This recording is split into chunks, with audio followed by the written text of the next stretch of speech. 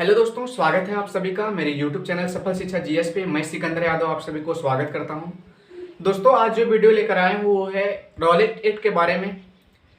दोस्तों, मैं इस वीडियो में रॉलेट एक्ट के बारे में बेहतर तरीके से बताऊंगा। बस आप लोगों से रिक्वेस्ट है कि इस वीडियो को अंत तक जरूर देखिएगा। हमें उम्मीद है कि आप लोगों को ये वीडियो बहुत ही पसंद आएगा और बहुत ही बेहतर तरीके से समझ में आएगा। बस आप लोगों से यही रिक्वेस्ट है कि वीडियो को अंत तक जरूर देखिएगा और अंत तक जरूर जुड़े रहिएगा। याद करिएगा कि हम इस वीडियो के पहले हम बता चुके थे एक दो वीडियो गांधी जी के बारे में, गांधी युग के अंतर्गत। और वो वीडियो क्या था दोस्तों कि गांधी युग के अंतर्गत गांधी जी का पहला वीडियो गांधी जी का पृष्ठभूमि हम बता दिए थे। और गांधी जी का पृष्ठभूमि के अंतर्गत हम क्या बताए थे दोस्तों कि गांधी जी का जो प्रारंभिक जीवन जो घटना होता है, क्या क्या होता है, तो उसके बारे में हम सभी बातें हम गांधी जी का पृष्ठभूमि में हम बता दिए हैं। आप लोगों से रिक्वेस्ट है कि वो वीडियो सबसे पहले देख लीजिएगा। उसके बाद फिर दूसरा वीडियो हम बताएं चंपारण सत्याग्रह के बारे में। कहा जाता है कि चंपारण सत्याग्रह हम बताएं उस वीडियो में, उसको हम बेहतर तरीके से बताएं दोस्तों, उस वीडियो को भी देख लीजिएगा। और उसी के अंतर्गत हम बताए हैं अहमदाबाद मिल मजदूर आंदोलन थोड़ा सा, तो उसी के अंतर्गत हम बताए हैं, उसको पहले देख लीजिएगा, तब ये वाला वीडियो बहुत ही बेहतर तरीके से समझ में आएगा। कारण क्या है, उस सब हम क्यों बोल रहे हैं, क्योंकि हम डेट के अनुसार चल रहे हैं दोस्तों, ठीक है। और हिस्ट्री डेट के अनुसार ही चला जाता है, किस प्रकार कौन सा डेट को क्या हुआ था, कैसे हुआ था, तो उसके बारे में जानेंगे तभी हिस्ट्री समझ में आएगा। जैसे 9 जनवरी 1915 ईस्वी को गांधी जी दक्षिण अफ्रीका से भारत लौटे थे। तो लौटे तो 15 को 1915 ईस्वी को। 1916 ईस्वी में साबरमती की स्थापना करते हैं। कब? 1916 ईस्वी में। और उसी के जस्ट बाद फिर 1916 के बाद डेट क्या आता है? 1917। 1917 ईस्वी में कौन सा आंदोलन हम बताए थे? 1917 ईस्वी में चंपारण सत्याग्रह आंदोलन। तो उस वीडियो को चंपारण सत्याग्रह देख लीजिएगा। उसी वीडियो के अंतर्गत 1918 ईस्वी में अहमदाबाद मिल मजदूर आंदोलन होता है, तो उस वीडियो को देख लीजिएगा। और 1918 के बाद कौन सा डेट आता है? 1919। तो 1919 ईस्वी में हम क्या लेकर आए? Rowlatt act. तो हमें उम्मीद है कि इस ढंग से पढ़िएगा आप लोग, तो हिस्ट्री कभी नहीं भूलिएगा। हिस्ट्री रटा भी नहीं जाता है दोस्तों, समझना पड़ता है। 80% समझना पड़ता है हिस्ट्री को, 20% रटिएगा तो कोई दिक्कत नहीं है। हाँ, रटना तो पड़ता है, 20% रटा जाता है, 80% समझना पड़ता है हिस्ट्री को, तब दिमाग में रहता है। और ओनली रटिएगा तो दिमाग से निकल जाएगा, ठीक है। तो हम जिस ढंग से बता रहे हैं दोस्तों, हमें उम्मीद है कि आप लोग भी उसी ढंग से पढ़िएगा। हमें उम्मीद है कि आप लोग कभी नहीं भूलिएगा और दिमाग में हमेशा रहेगा। और जितना भी प्रश्न आएगा एग्जाम में, हमें उम्मीद है कि आप लोगों का उत्तर मुट्ठी में रहेगा, मुंह पर रहेगा जवाब, ठीक है। तो चलिए आते हैं, समय को बर्बाद ना करते हुए दोस्तों वीडियो की ओर आते हैं। चलिए, क्या है रॉलेट एक्ट के बारे में। रॉलेट एक्ट है क्या, इसे कब लागू किया गया था? रॉलेट एक्ट को 1919 ईस्वी में पारित किया गया था। अब है क्या ये रॉलेट एक्ट? भारत में क्रांतिकारियों के प्रभाव को समाप्त करने के लिए तथा राष्ट्रीय भावना को कुचलने के लिए ब्रिटिश सरकार ने क्या किया कि सर सिडनी की अध्यक्षता में ब्रिटेन के इंपीरियल लेजिस्लेटिव काउंसिल ने 1919 ईस्वी में एक कानून पारित किया गया था जिसे रॉलेट एक्ट के नाम से जाना जाता है। और यह कब लागू किया गया था? 1919 ईस्वी में, ठीक है। कब लागू किया गया था दोस्तों रॉलेट एक्ट? 1919 ईस्वी में।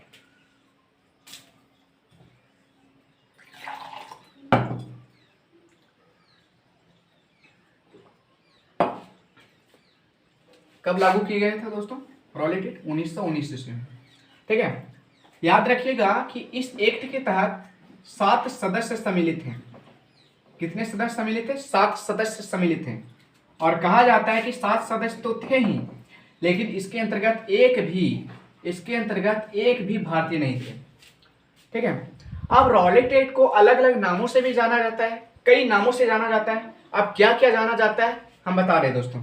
रॉलेट एक्ट को काला कानून भी कहा जाता है। रॉलेट एक्ट को काला कानून भी कहा जाता है, ठीक है। दूसरा, बिना वकील का कानून भी कहा जाता है। बिना वकील, बिना दलील तथा बिना अपील का कानून भी कहा जाता है। इस सब रॉलेट एक्ट का नाम है, ठीक है। अब ये सब क्यों कहा जाता है दोस्तों? कारण यह है कि इस कानून के तहत लोगों को बिना सिर्फ संदेह के कारण गिरफ्तार कर लिया जाता था, ठीक है। इसीलिए लोग इस कानून से परेशान थे, भारतीय परेशान थे, भारत के लोग इसका विरोध करना चाहते थे। इसी कारण अब आप ही बताइए दोस्तों, आप ही लोग बताइए कि आप लोगों को बिना गलती का आप लोगों को कोई मार देगा तो क्या आप लोगों से बर्दाश्त होगा? एकदम नहीं। ये तो सरासर जुल्म है। इसी प्रकार होता था कि इस कानून के तहत बिना सिर्फ संदेह के कारण लोगों को गिरफ्तार कर लिया जाता था, और साथ ही इस कानून के तहत राजनीतिक सरकार की गतिविधियों को कुचलने तथा राजनीतिक कैदियों को 2 साल तक बिना मुकदमा चलाए जेल में बंद रखने का अधिकार मिल गया था इस कानून के तहत। इसलिए भारत के लोग इस एक्ट को, रॉलेट एक्ट को विरोध करना चाह रहे थे और विरोध कर रहे थे। ठीक है, तो कहा जाता है कि गांधी जी भी इस अन्यायपूर्ण, ये तो अन्यायपूर्ण कानून था, तो गांधी जी भी इस अन्यायपूर्ण कानून के खिलाफ, गांधी जी भी इस कानून से संतुष्ट नहीं थे। गांधी जी भी इस अन्यायपूर्ण कानून के खिलाफ नागरिक अवज्ञा की घोषणा कर दी। ठीक है दोस्तों, अब यह घोषणा 6 अप्रैल 1919 ईस्वी के साथ 6 अप्रैल 1919 ईस्वी को एक हड़ताल के साथ प्रारंभ किया गया था। एक हड़ताल के साथ प्रारंभ कर दिया गया था। अब हुआ क्या दोस्तों कि भारतीयों ने रॉलेट एक्ट का विरोध करने के लिए विभिन्न शहरों में रैलियों का आयोजन करने लगे, रैली निकालने लगे, जुलूस निकालने लगे। ठीक है, आप रॉलेट एक्ट को विरोध करने के लिए विभिन्न रैलियों का आयोजन करने लगे, जुलूसों का आयोजन करने लगे। टेलीग्राफ सेवा बंद करवा दिया गया, दुकानें स्वतः बंद हो गई। क्यों? कारण क्या था? क्योंकि रॉलेट एक्ट का लोग विरोध कर रहे थे। ये तो सही कानून नहीं था भारतीयों के लिए, इसीलिए भारत के लोग इसका विरोध करना चाह रहे थे। ठीक है, और विरोध भी कर रहे थे।